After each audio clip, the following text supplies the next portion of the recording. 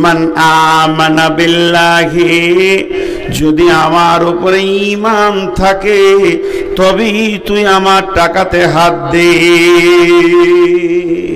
আমি নূর মোহাম্মদকে বলছি আর কি, আমি এই মসজিদের সেক্রেটারি, এই মসজিদের কমিটি, মতোয়াল্লি, যেই হোক, ক্যাশিয়ার, আমার ওপরে ঈমান আছে? আমি বলছি হ্যাঁ আছে। আল্লাহর ওপরে যতটা বিশ্বাস রাখা দরকার অতটাই বিশ্বাস আছে। আল্লাহ বলছে দাঁড়া, আর একটু দাঁড়া।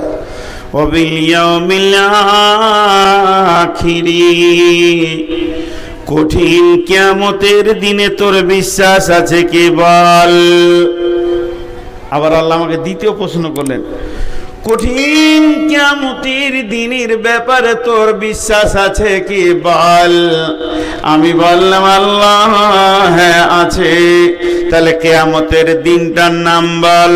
কিয়ামতের নাম কিয়ামত, কিয়ামতের নাম মাহশর, কিয়ামতের নাম ইয়াউম, কিয়ামতের নাম ইয়াউমুল আযীম, কিয়ামতের নাম ইয়াউমুল ফাসল, কিয়ামতের নাম কারিয়া, কিয়ামতের নাম হাক্কা, কিয়ামতের নাম সালা, কিয়ামতের একটা নাম হচ্ছে ইয়াউমুল হিসাব, সেটা হিসাবের দিন।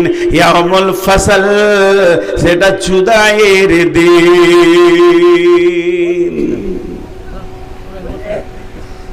সেটা কিসের দিন বললাম?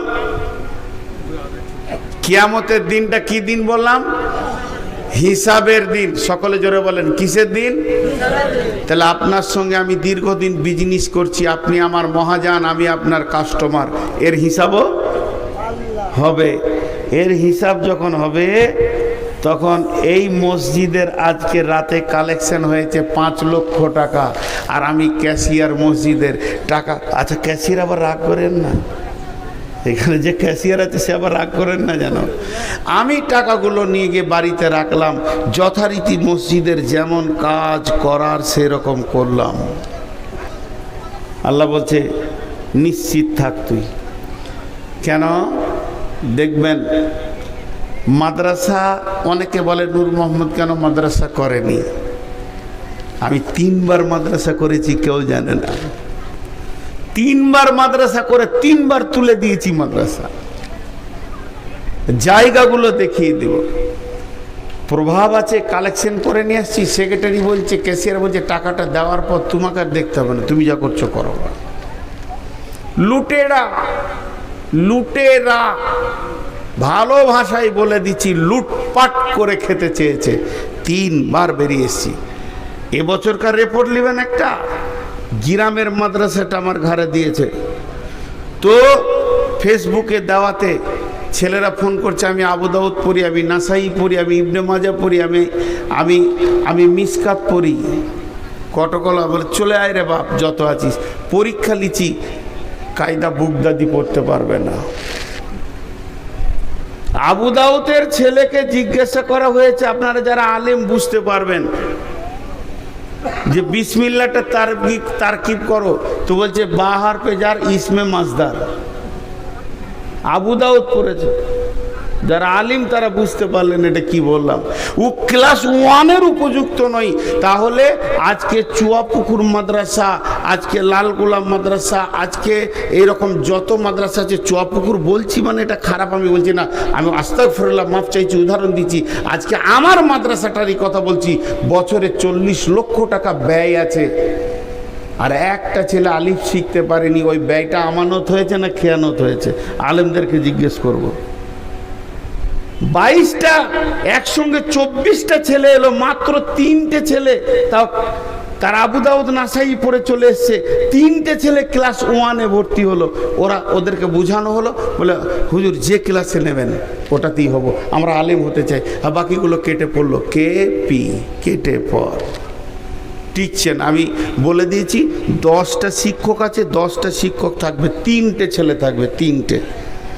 10টা শিক্ষকের বেতন দিব, 3টে ছেলে থাকবে।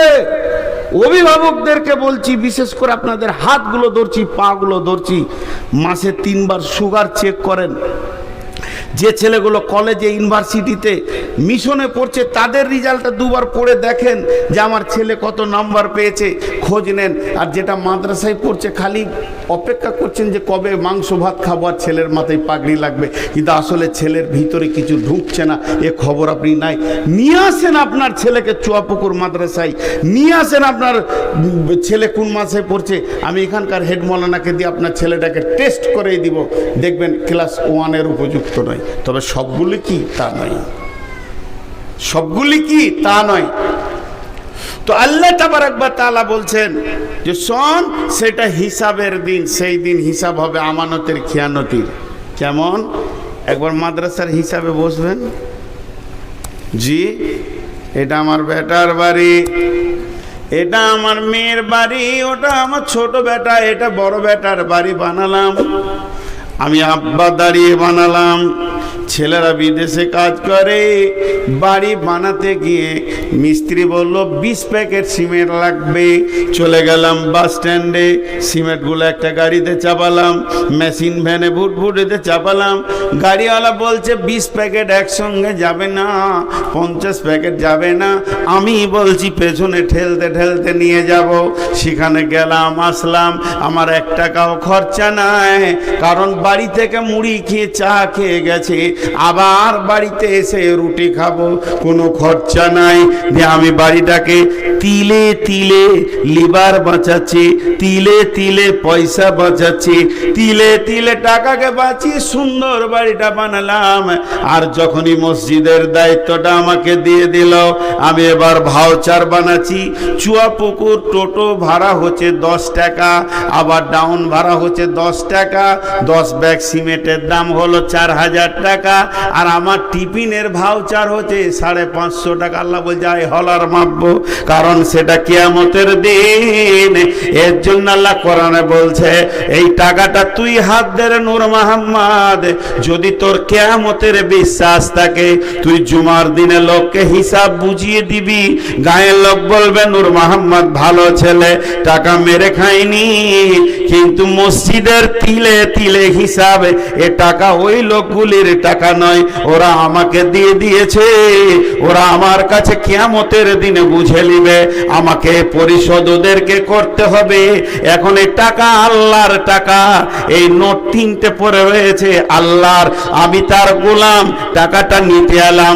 আল্লাহ বলছে ঈমান থাকে তো নে, আখিরাত যদি বিশ্বাস করিস তো তুই টাকাতে হাত দে, কারণ পৃথিবীতে যতবার তুই হিসাব শোনা না কেন মুসাল্লিদেরকে, গাঁওয়ালাকে, এতে আমি আল্লাহ সন্তুষ্ট নয়। কঠিন কিয়ামতের দিনে আমি প্রত্যেকটি মসজিদের ইটের, প্রত্যেকটি সিমেন্টের রডের আমি তিলে তিলে তোর কাছে হিসাব বুঝে নিব। 3 নম্বরে বলছেন ওয়াকামাস সালাতা, তুই নামাজ পড়িস কিনা বল, যদি নামাজ পড়িস তো আমার মসজিদের দায়িত্ব নিবি, নামাজ না পড়লে তোর মতো বেঈমানকে কেমন আযাব দিতে হয় আমি রেডি হয়ে আছি। কারণ জবরদস্তি করে সমাজে নাম নেওয়ার জন্যে তুমি মসজিদের মোতাল্লি কমিটি হয়ে থাকবে, আমি আল্লাহ ছেড়ে দিব না, তোমাকে 5 ওয়াক্তের নামাজই পড়তে হবে। আমি একটা প্রশ্ন করব, যে উত্তর দিতে পারবে তাকে, তার কাছে 2000 টাকা নিব।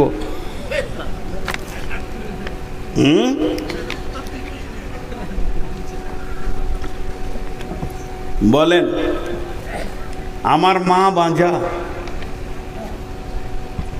এর উত্তর কি? আমার মা বাঁঝা হয়? আমার মা বাঁঝা, মা বাঁঝা হয়? মা হয়ে গেল তার বাঁঝা কি হলো? আমার খালা বাঁঝা হতে পারে, আমার চাচি হতে পারে, কিন্তু আমার মা কে বলে লয়? মা বাঁঝা হয় না। 86 বছরের বৃদ্ধ লাঠি ছাড়া হাঁটতে পারে না, চোখের চশমা নাকের ডগে থাকে, আর ইউ হয়ে গেছে শরীরটা বেঁকে, রান্না করে খাচ্ছে, বৃদ্ধ আর বৃদ্ধা বেঁচে আছে, 86 বছর বয়স, 8টা ছেলে জন্ম দিয়েছে, 8টা তরু তাজা বেটা, 8টা বেটিগুলো তো বিয়ে হয়ে গেছে, 8টা বেটা 8টা বউ নিয়ে দাপিয়ে দুনিয়া করছে। মা আব্বা রান্না করে খেয়েছে। জনৈক আলিম গিয়ে বলছে, চাচি কেমন আছেন? চাচি হয় ওর, ঘটনা সত্য, কোথাকার বলবো না। চাচি কেমন আছেন? বলে, মাঝা মানুষ যেমন থাকে ওরকম আছি বাবা। মসজিদ বানাচ্ছে কিন্তু মসজিদ ঢুকবে না, ও মসজিদকে বাঁধা করে রাখবে। আল্লাহ বলছে, তুই মসজিদকে খেলতামাশা পেয়ে গেছিস না? সালাত আদায় করো, ওয়া আতাজ যাকাতা, ওয়া আতাজ যাকাতা। যে ব্যক্তি যাকাত দেয় না সে মসজিদ কমিটি হবে না, তার কাছে মসজিদের টাকা থাকবে না, এবং তার টাকা মসজিদে নেওয়ার ব্যাপারে অনেক সন্দেহজনক কথা আছে।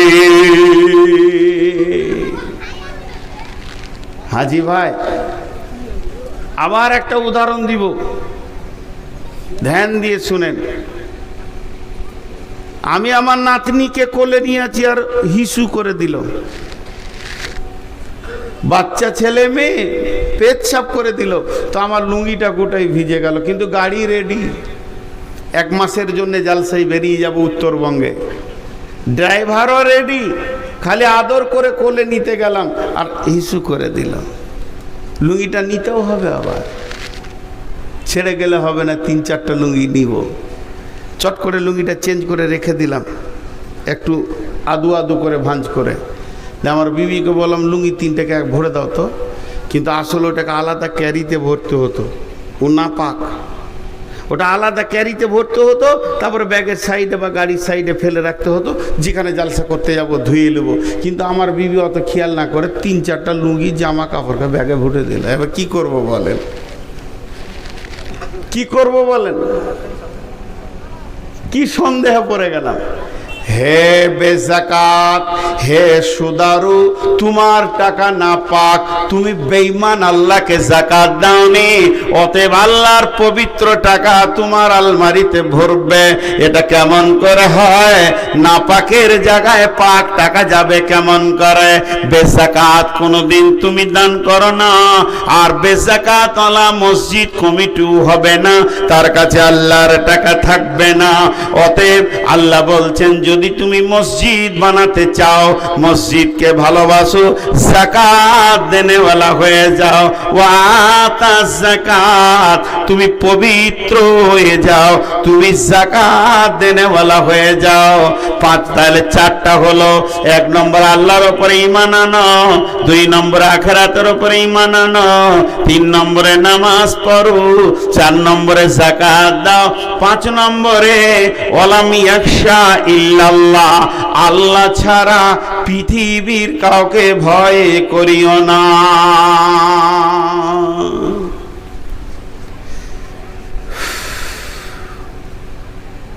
আপনারা মুখ খুলেন একটু। ভালো মানুষ, ইমানদার মানুষ মসজিদের কমিটি আছে না নাই? আছে না নাই? আছে, অনেক আছে।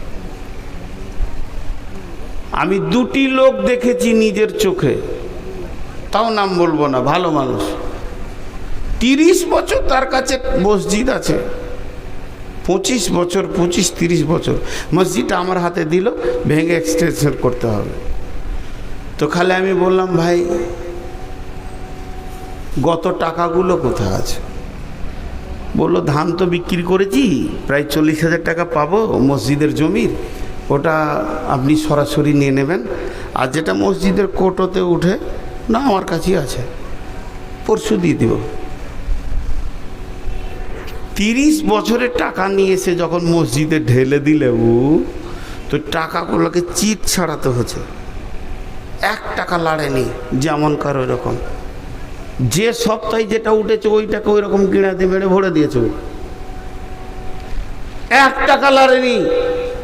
এরকম 2টি লোককে দেখেছি, মসজিদের টাকা যেমন কার ওই রকম, ওই নোটটাই ওর ঘরে একটা 500 টাকার নোটকে ভাঙিয়ে খুচরা করে কাউকে দিতে হবে, ও পাড়া পাড়া ঘুরেছে, আর ওর হাঁড়ির ভিতরই মসজিদের 50-60 হাজার টাকা রয়েছে যেগুলো খুচরোতে ভর্তি, হাত দেয়নি।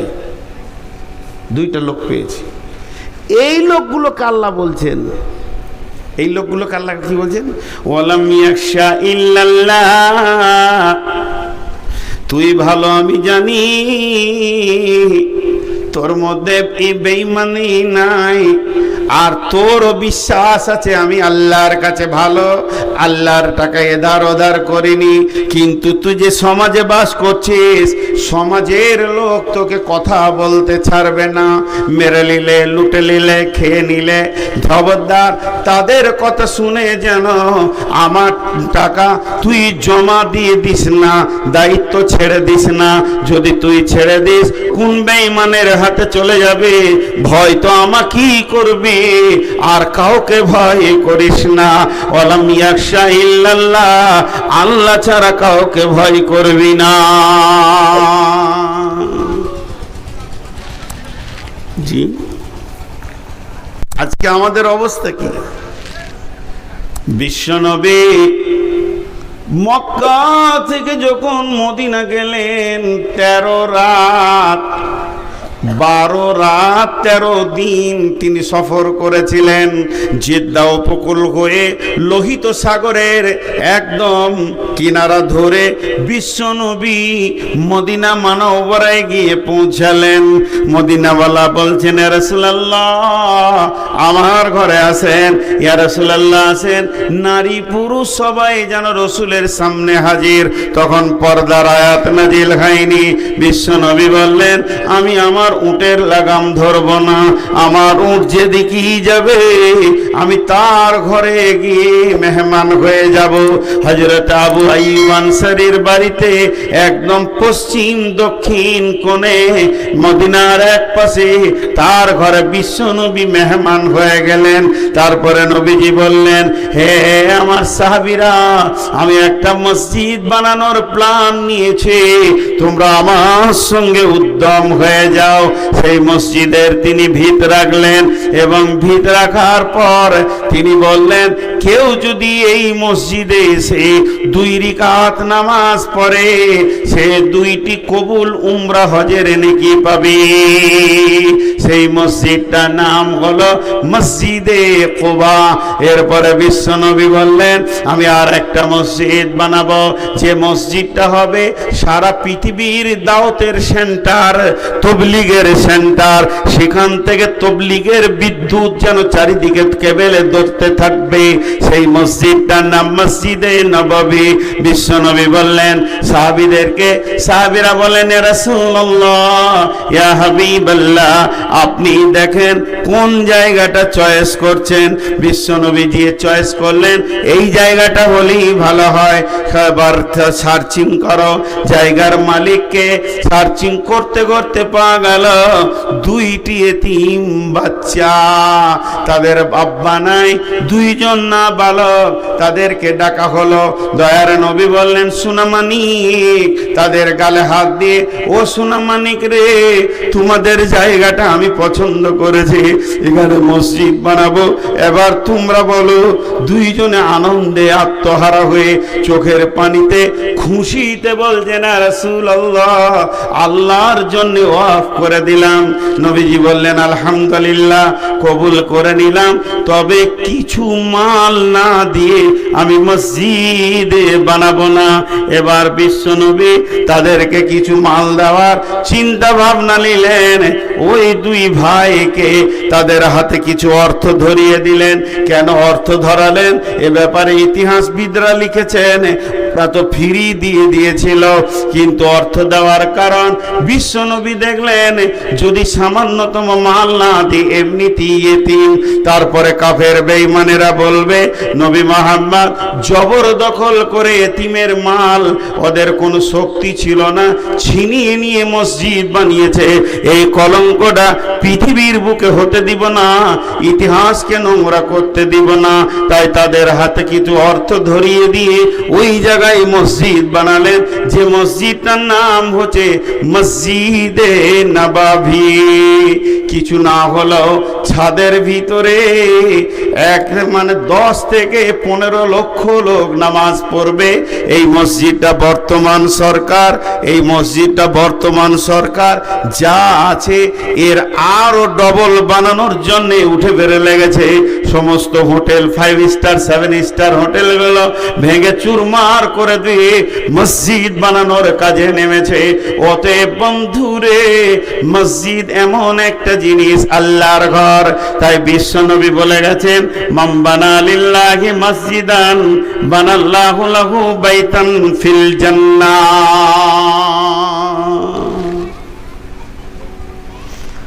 পৃথিবীতে যে মসজিদ বানাবে, আল্লাহ তার জান্নাতে ঘর বানাবে। আল্লাহ তার জান্নাতে ঘর বানাবে। এখান থেকে আপনার জান্নাত বেনে যাবে।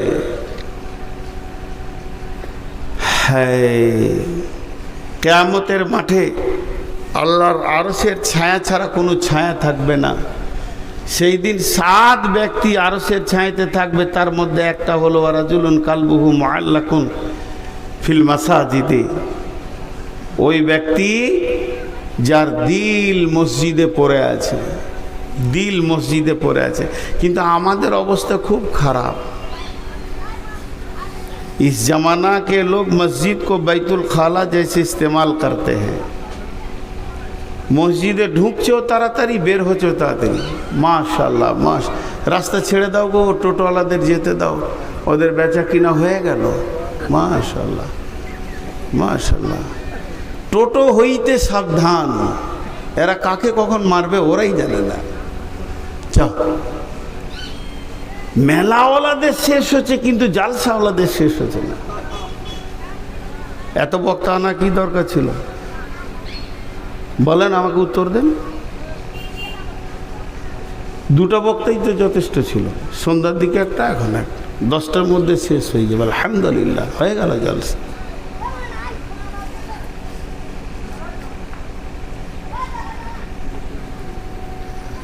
জি, আল্লাহ রসুল বলছেন আরশের ছায়াতে থাকবে।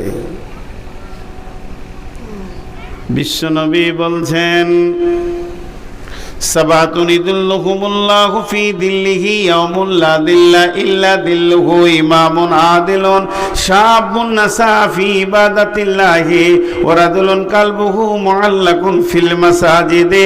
ওই ব্যক্তিটা যার অন্তরটা মসজিদে টাঙা আছে, হৃদয়টা যেন মসজিদে পড়ে আছে, হাটে আছে তাও মসজিদে, বাজারে আছে তো মসজিদে, ঘাটে আছে তো মসজিদে, তার মন যেন মসজিদে পড়ে আছে।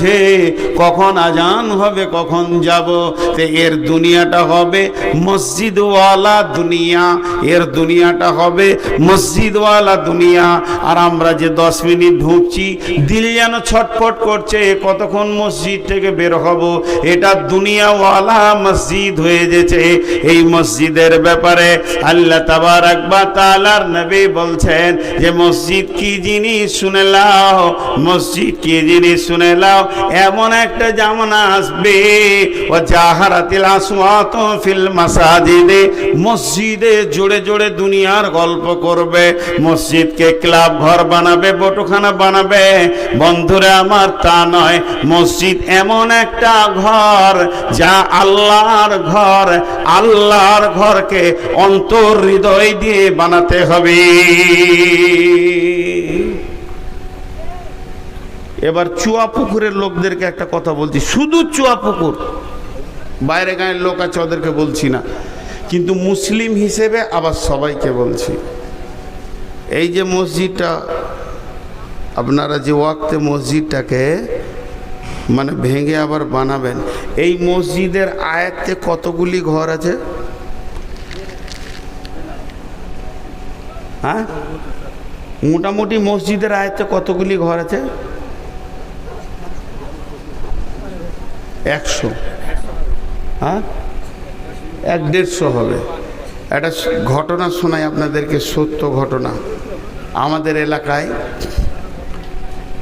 বিড়ালি বুঝেন? ইয়া নবী সালাম আলাইকা। 700 ঘরের গ্রাম, গোটাটাই বেরেলি 600-700 ঘর। তার মধ্যে 85 থেকে 86 ঘর আকীদা চেঞ্জ করে নিয়েছে আর কি। হঠাৎ ওরা অবাক, ওরা সব চলে এসছে সহি আকীদার উপরে। তোদের কার মসজিদে উঠতে দেয় না, তোরা বেরিয়ে যা। এবারে গায়ে যতই হোক পারবে, বলছে মসজিদ তো তোদের একা নয়, তোর ওই মসজিদ যদি নিবি তো মসজিদের যেটা জায়গা আছে ওটা আমাদেরকে দে। আমরা মসজিদ বানিয়ে যে একটা মিউচুয়াল হয়ে ওদেরকে একটা জায়গা দিয়ে ওদেরকে আলাদা করে দিয়েছে। ওরা এখন ধান্দা করছে যে নূর মোহাম্মদকে নিয়ে আসবো তো মসজিদ হয়ে যাবে, 2-3টে মসজিদ বানিয়েছে। কিন্তু আমি যে লোকের কাছে মেঘে বানাচ্ছি, আমি তো আর ধরেন বিদেশ থেকে টাকা, বড় বড় কোম্পানির টাকা তো আমার কাছে নেই, আমি লোকের কাছে দরজায় চেয়েছে বানাচ্ছি। তা আমাকে নিয়ে গেল, এরকম বায়ান করলাম, মহিলারাও বায়ান শুনছিল। খালি ওদেরকে একটা কথা আমি বলেছি, 80টা লোকের 80টা ঘর, 80টা লোকের 80টা ঘর, সবাই নিজে নিজে ঘর আছে না নাই? আর 80টা লোকের একটা ঘর। পয়সা কেন চাইবে বাইরে গায়ে? বাইরে গায়ের লোকের কাছে পয়সা কেন চাইবে? আজকে চুয়াপুকুরের লোকগুলোকে আমি মুসলমান হিসেবে দাবি রেখে বলছি, আবদার করে বলছি, 150টা লোকের একটা ঘর। কি জানতে দিব লোককে, কখন 2তলা হয়ে মার্বেল লেগে যাবে? 150টা লোকের একটা ঘর, 1 লক্ষ করে টাকা দেন, 1.5 কোটি টাকা। 50,000 দিলে 75 লক্ষ টাকা। কেন দিবেন না? দিবেন নাটা কেন? এটা আল্লাহর ঘর, আপনার পাড়ার, আপনার। আবদার করেন। জি, আজকে জুমার খুতবা খুব কষ্ট করে উঠেছি। জামাই বলল আব্বা আপনি খুতবা দেন, উঠলাম। তো খালি বললাম যে 275 ঘর আছো, 1000 করে টাকা 1 সপ্তাহ 1 মাসের মধ্যে ফেলে দাও, 1000 করে নিব। যে দেবে না তার বাড়িতে আমি হামলা করব। টাকা দিতে শুরু করেছে। মসজিদের একটা বড় সাবমার্সেল করে, আমাদের দিকে একটা সাবমার্সেল 70-80-90 হাজার টাকা খরচা হবে, কিন্তু বাৎসরিক 40 থেকে 50 হাজার টাকা ইনকাম আছে। সাবমার্সেলটা বসাবো, 4খানা সাবমার্সেল বসিয়ে দেবো মাঠে মসজিদের নামে, ইনশাআল্লাহ 1.5 লক্ষ টাকা দেখতে হবে না, মসজিদের ইমামের বেতন আরামসে আসবে। তো শুধু অঙ্ক করেন, মসজিদটা কত ফুট বাই কত ফুট আছে। আমি মসজিদের কথা বলছি, বিরক্ত হবেন না, যে কাজে এসছি সেই কাজের কথা বলছি। মসজিদটা কত ফুট বাই কত ফুট আছে বলেন? তাও হিসাব নেই।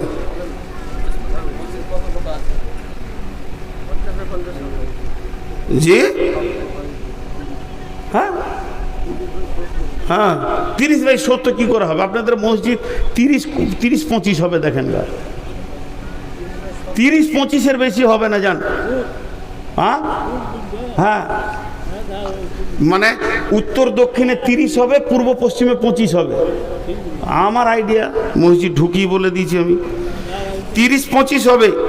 তো আমি 30-30 করছি, তাহলে কত হচ্ছে? 30 × 30, হ্যাঁ 900 ফুট জায়গা, প্রতি স্কোয়ার ফুটে 1800 টাকা খরচা হবে। জান, প্রতি স্কোয়ার ফুটে 1800 টাকা খরচা হবে। খুব শৌখিন করলে 2000 টাকা খরচা হবে স্কোয়ার ফুটে। 18 লক্ষ টাকায় মসজিদটা চকচক করবে এবং 2তলা মার্বেল হয়ে ঝকঝকে হয়ে যাবে। 15 থেকে 18 লক্ষ টাকা লাগবে। 18 লক্ষ টাকা, 150 ঘর। 18 লক্ষকে 150 দিয়ে ভাগ করে দেন, নিজের টাকা বের করেন। আর নিজের রক্ত ঘামার টাকা দিয়ে যখন মসজিদ করবেন, তো মসজিদটা দেখবেন তো কলিজাটা ঠান্ডা হবে। বিনা প্রসব যন্ত্রণায় আল্লাহ মেয়েদেরকে সন্তান দিতে পারতেন, আল্লাহর সে ক্ষমতা ছিল। প্রসব যন্ত্রণা এই জন্যই দিয়েছে যে সন্তানের প্রতি মায়ের মায়া মমতা ব্যথা বাড়বে। প্রসব যন্ত্রণা বেশি, মায়া তত বেশি, যত কষ্ট বেশি তত মায়া বেশি।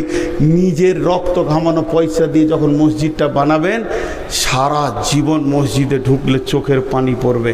আর বিদেশি টাকাতে চকচকে করে নেবেন, মসজিদে মন বসবে না। আমি যেটুকু পেয়েছি, আমি একটা মসজিদে 6 বছর ইমামতি করেছি, মাদ্রাসায় শিক্ষকতা করেছি, শুধু বক্তা নয়। তো ইমামতি করতে গিয়ে বলেছিলাম যে এই মসজিদে 2 লক্ষ টাকা কাজ হবে, বাইরে থেকে 1 টাকা নিব না। যুবকরা তোমরা বলো, বলে কি করতে হবে? বলে সরকারি কাজ এসছে একটা 2.5 লক্ষ টাকার, কেলেনকে এক্সটেনশন করতে হবে, কাটতে হবে। তোমরা গোটা গাঁয়ের যুবক এক হয়ে যাও, টাকাটা করে দাও, মসজিদের জন্য কাজটা করে দাও। তারা 1.5 সপ্তাহ ধরে খাটলো, মাটি কাটলো, পুরো কাজটাকে কমপ্লিট করে দিয়ে ইঞ্জিনিয়ারকে দেখিয়ে দিয়ে 2.5 লক্ষ টাকা তুলে নিয়েছে, মসজিদকে জমা করে দিল। ওই ছেলেগুলো মসজিদে এসে যখন তহরিমা বাঁধবে, চোখে পানি পড়বে, চোখে পানি পড়বে। অতএব কিছুগুলো প্ল্যান আপনাদেরকে দিলাম, যে প্ল্যানে আমি মসজিদগুলো বানিয়েছি। ভাইরা আমার, আল্লাহর নবী বলছেন, মান বানা লিল্লাহি মসজিদান বানাল্লাহু লাহু বাইতান ফিল জান্নাহ, যে পৃথিবীর বুকে মসজিদ বানাবে, আমার রব তার জান্নাতে ঘর বানাবেন, জান্নাতকে সাজাবেন, সুন্দর করে সুসজ্জিত করে দেবেন। অনেক কথা আপনাদের সঙ্গে হলো, কতক্ষণ বকলাম, কতক্ষণ বললাম? 1.5 ঘন্টা। মাথা খারাপ, এখনো বোকা বানাতে চাইছে। 40-এ উঠেছি, 10। যদি ঘড়ি না দেখি তো আমার শরীর আমাকে বলে দেবে যে এখন 1.5 ঘন্টা চলছে। জি, আর 10 থেকে 15 মিনিট আপনাদেরকে দেব। উঠবেন না, খালি একটা শর্ত, কেউ উঠবেন না। আমি অনেক কষ্টের ওপরে বক্তব্য রাখছি, আর আসবো না সেটা ঠিক আছে। এসে যখন গেছি তখন ভুলই করেছি। মানে যে বক্তারা শরীর খারাপ বুঝে আর আসে না, সুইচ অফ করে দেয়। আমি ওদেরকে পছন্দ করতাম না এতদিন, মনে করতাম বেঈমান, মিথ্যা কথা বলছে। কিন্তু আমি ভাবতাম যে পৌঁছে গেলে সমাজ তো বুঝবে অসুস্থ, সমাজ বুঝবে না, বুঝবে না, জি বুঝবে না। তো আল্লাহর রাস্তে বলছি, আপনার আর 15টা মিনিট উঠবেন না। আমি 2টি কথা আপনাদের সামনে 15 মিনিট বলে নিই, আর কিছুটা কনসিডার নিয়ে নিলাম অসুস্থ হিসাবে। অতএব আল্লাহ তাবারাক ওয়া তাআলাকে সাক্ষী রেখে বলছি, একজনও উঠবেন না, হাতগুলো ধরে বলছি। কোনো আল্লাহর গোলাম আছেন একটা স্কোয়ার ফুটের 2000 টাকা দেবেন? কেউ আছেন একটা স্কোয়ার ফুটের 2000 টাকা দেবেন? 16,000 টাকা দিলে একটা মুসল্লা হবে, একজন নামাজ পড়তে পারবে। 16,000 টাকা একটা মসজিদে, একতলা মসজিদে। সব হিসাব মাথায় ভরা আছে।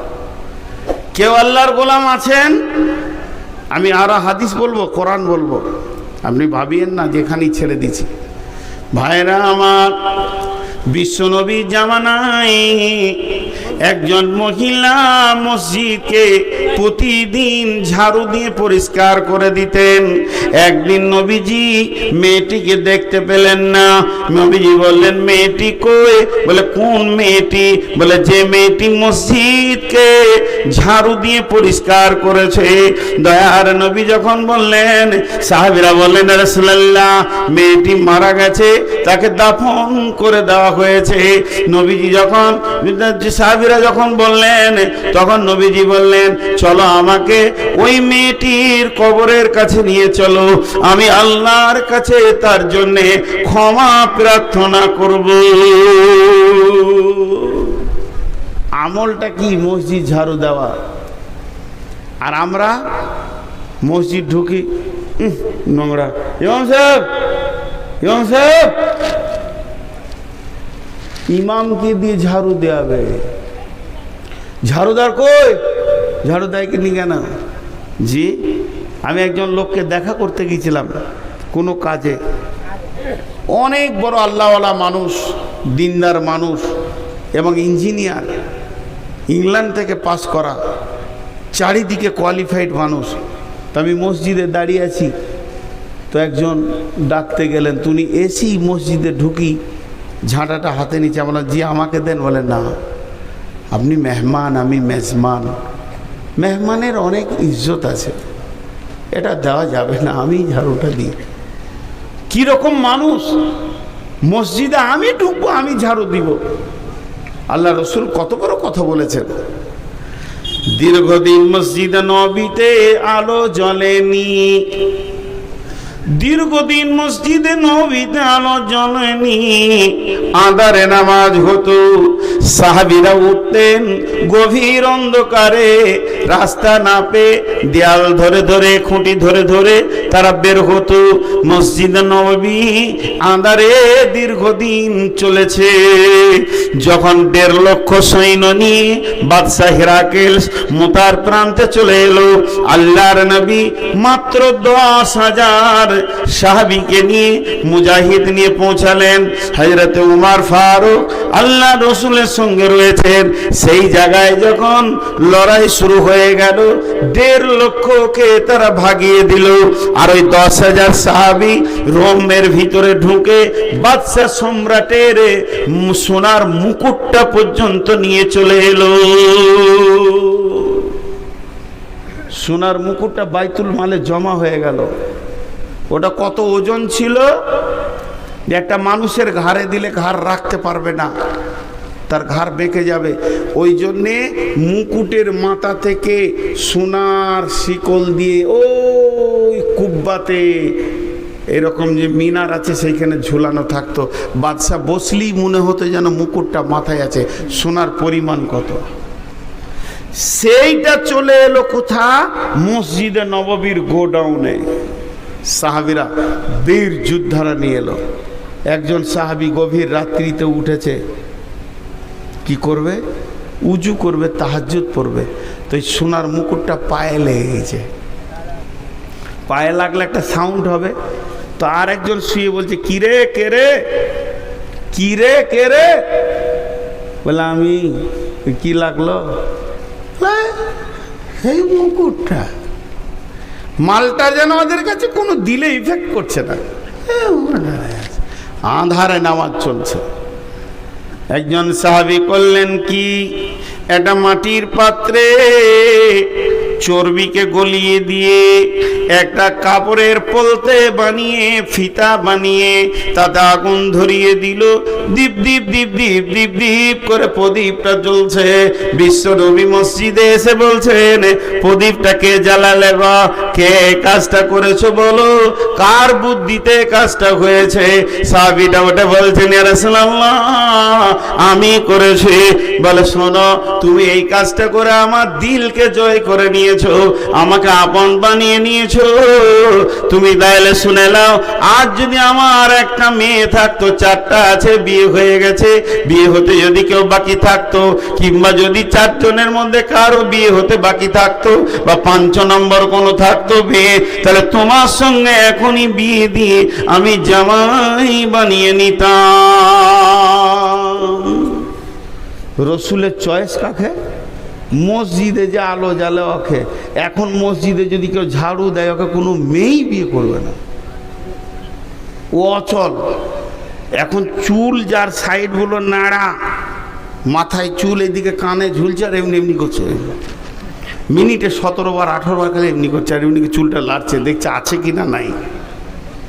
ওটাই আবার সমাজে সব থেকে দামি মেয়ে, মানে বর, দামি বর, চয়েস। বিয়ে হওয়ার পর 2 মাসের পরই ঝগড়া, না এইদিকে চলছে না ওদিকে দিয়েছে, শেষ হয়ে গেছে সমাজটা। তো মসজিদ এমন একটি জায়গা, ভাইরা আমার, আমি আপনাদের কাছে বলছি, কেউ আছেন আল্লাহর গোলাম 10,000 20,000 দেনেওয়ালা? 10,000 20,000 দেনেওয়ালা কেউ আছেন? জি বলেন, কেউ আছেন? খুব অল্প সময় আপনাদের কাছে চাই। আপনাদের চাদর আছে, চাদর ঢোকান, আমি ছেড়ে দিব। নামার পরে কোনো বক্তা আছে? থাকবে কেন? জবাই তো আমিই হব। বলেন, দেন না গো চাদর, দেন কাউকে চাদর। আরে কেউ নাই, চাদর নিয়ে যাও রে বাবু। যার কাছে যা আছে উজাড় করে দেন।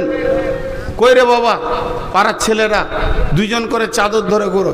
আমি বলছি ওই চাদরে 10 টাকা করে দেবেন না, মসজিদটাকে বানানোর মতো মানসিকতা নেন সকলে। কেন হবে না? কেন হবে না? বিশেষ করে চুয়াপুকুরের ছেলেদেরকে বলছি, আপনার বাড়ির পাশে যদি 3 কাঠা জায়গা বিক্রি হয়, আপনার জমির পাশে যদি 5 কাঠা জমি বিক্রি হয়, কত কষ্ট করে ওটাকে নিয়ে ফেলবেন। তো কষ্ট করে মসজিদটা বানাতে পারবেন না? লেন, আরে সামনে আসছে, ওই দিকে যাও রে বাবা। আচ্ছা, এখন আমার ঘড়িতে বাজছে 20, 12টা 20, একদম 12:30টায় ছেড়ে দেবো, মাত্র 10 মিনিটের কনসিডার। তো আল্লাহর রাস্তে বলছি, কেউ আছেন আল্লাহর বান্দা, দেন আমাকে 5,000 7,000 ওয়ালারা বলেন, একটা নাম লিখেন, আল্লাহর রাস্তে একটা নাম লিখে রাখেন, আল্লাহর রাস্তে একটা নাম লিখেন, 10,000 20,000-এর একটা নাম লিখেন। আল্লাহর গোলাম কে আছেন, আল্লাহর বান্দা কে আছেন, একটা 10,000 20,000-এর নাম লিখেন, একটা 5,000 বলেন, এতগুলির ভিতরে একটা 5,000 বলেন। 5,000 গ্রামের যুবকদেরকে বলছি, বিশেষ করে আপনাদের মসজিদ আপনাদেরকেই বানাতে হবে। আর যে চাদর চললো, টাকাগুলো হাতে রেডি করে নেন, টাকাগুলো হাতে রেডি করে নেন, যাওয়ার সঙ্গে সঙ্গেই দিতে পারবেন, টাকাগুলো হাতে রেডি করে নেন। আল্লাহর রাস্তে কেউ আছেন আল্লাহর গোলাম? একটাও 5,000 পেলাম না, একটা 5,000 পেলাম না, একটাও। জি, আল্লাহর গোলাম কেউ আছেন একটা 5,000 দেনেওয়ালা? একজন দেন। একটাও নাম আসছে না। আসলে আমাকে মনে করছি নিয়ে নেবে নাকি, চুরি বুড়ি করে নেবে নাকি। দেন ভাই, আল্লাহর জন্য বলছি। আরে বাবা, পেছন দিকে যা রে বাবা, আমার সামনে কটা আমাকে দিবে, আমার মার্কেটটাকে খারাপ করার লেগে এই দিকেই আসছে। চাইতেও জানা না যে কোথায় চাইতে হয়। পেছন দিকে যাও ভাই, একজনও বাদ যেন না, সকলে শরিক হয়, সকলে শরিক হয়। জি হ্যাঁ, সে তো জানি, খাতাতে কিছু নাম লেখা আছে, তো আমি আবার ওই সুর করে বলতে পারি না। হ্যাঁ, ওসব আমার কাছে হয় না, আমি পারি না আর কি, এই হলো কথা। জি ভাই, আর কেউ আছেন? 1-2 হাজারও বলেন, যেমন এখন 500-500 করে 2 জন দিলেন। জি, 2,000 টাকা। ও আচ্ছা আচ্ছা, মাশাআল্লাহ। আর কে আছেন 1-2 হাজার দেনেওয়ালা? আর কেউ আছেন? আল্লাহর গোলাম 1-2 হাজার দেনেওয়ালা কেউ আছেন? একটাও নাম আসছে না, একটাও আসছে না। কি করি বলেন, এর থেকে আর কি ভাষা বলবো? আরে বাপ, এত গুনে কানে বললো, হ্যাঁ, এত লেটে কখন থেকে বলছি। ও বিচারা দেখছি যখন চাইছে তখন দিই। আর কেউ আছেন? এই 1,000 দিয়েছে একজন আল্লাহর গোলাম। আর কেউ আছেন 1,000 দেনেওয়ালা, 2,000 দেনেওয়ালা? যা, 1-2 হাজার দেনেওয়ালা আর কেউ নেই? এখানে চাদর দাও, এখানে আপনারা 10-20 যা দেবেন দিয়ে দেন, হাতে হাতে হাতে হাতে দিয়ে দেন। আচ্ছা শুনেন, আমি আপনাদেরকে দোয়া দিই, দোয়াটা নেন। এই আল্লাহ, তুমি আমাদেরকে মসজিদ বানানোর তৌফিক দাও। আল্লাহ, এই মসজিদটা যেন সুন্দরভাবে হয়ে যায়, সেই তৌফিক তুমি আমাদেরকে দাও। এই আল্লাহ, যারা গোপনে দান করে তারা দান যেন এসে এখানে পৌঁছে দেয়, সেরকম তৌফিক তুমি দাও। এই আল্লাহ, যতগুলি কথা শুনলাম বা পূর্বের বক্তারা যা বলেছে সেগুলো আমল করা তুমি তৌফিক দাও। এই আল্লাহ, রুজি রোজগার